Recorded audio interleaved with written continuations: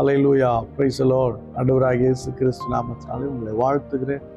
கர்த்தர் உங்களை ஆசீர்வதிப்பார். இன்றைய நாள் மேய்ப்பனின் சத்தம் சங்கீதத்தின் புஸ்தகம் 27ஆம் அதிகாரம் 11ஆம் வசனத்தை வாசிக்கிறேன்.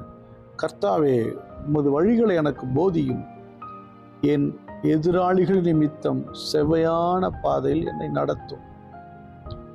என் சத்துருக்களின் இஷ்டத்துக்கு என்னை ஒப்புக்கொடாதையும், பொய் சாட்சிகளும் ஆக்கிரமித்து சீர்கள் எனக்கு விரோதமாக எழும்பியிருக்கிறார்கள். அல்லேலூயா.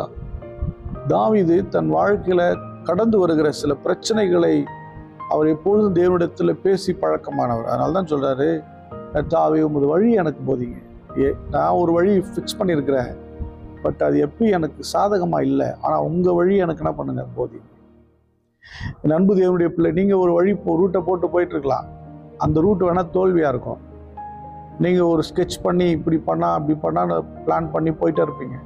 நிறைய நேரம் தோல்வி அடைஞ்சிருது இல்லை, நம்ம தானே. ஆனால் தேவனிடத்தில் கேளுங்க, எனக்கு போதிங்கன்னு சொன்னால் அவர் சூப்பராக நடத்துவார். நான் சொல்கிறார் பாருங்க, என் எதிராளிகளின் நிமித்தம் செவையான பாதையில் நடத்தும்.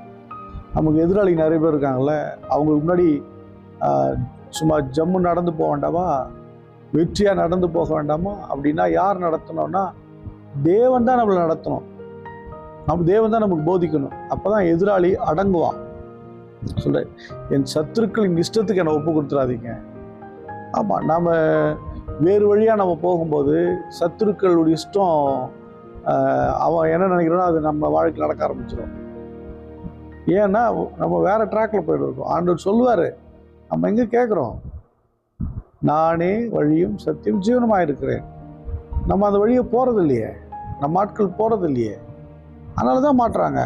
சொல்கிறார், நான் உனக்கு வழியாக இருக்கிறேன் அப்படின்னு அவர் சொல்கிறாரு. அதனால தான் தாவீது கேட்குறாரு, என் சத்துரு இஷ்டத்துக்கு என்னை ஒப்பு கொடுத்துடாதீங்க ஆண்டவரே.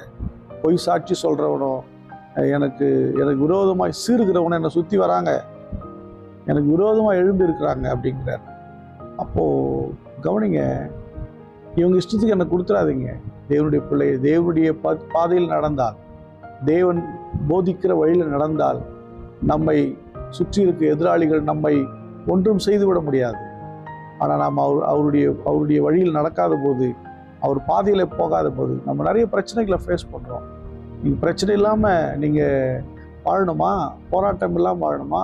இல்லை போராட்டம் வந்தாலாம் அப்படியே நின்று கம்பீரமாக நின்று நீங்கள் கடந்து போகணுமா? அவருடைய பாதையை நீங்கள் கேளுங்க. ஆண்டவரே, உங்களுடைய பாதை எனக்கு போதிங்க, நான் அதில் நடந்து வருவேன். ஸ்தோத்திரம் பண்ணுவோமா? ஸ்தோத்திரம்.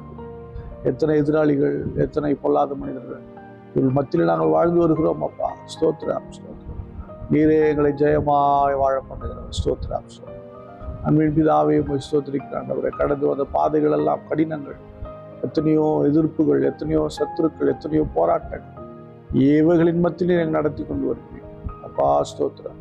பிள்ளைகளை ஆசீர்வதி. இயேசு கிறிஸ்து நாமத்தால் ஜெபிக்கிறேன். ஜீவனுள்ள நல்ல பிதா. ஆமென். God bless you. Bye-bye.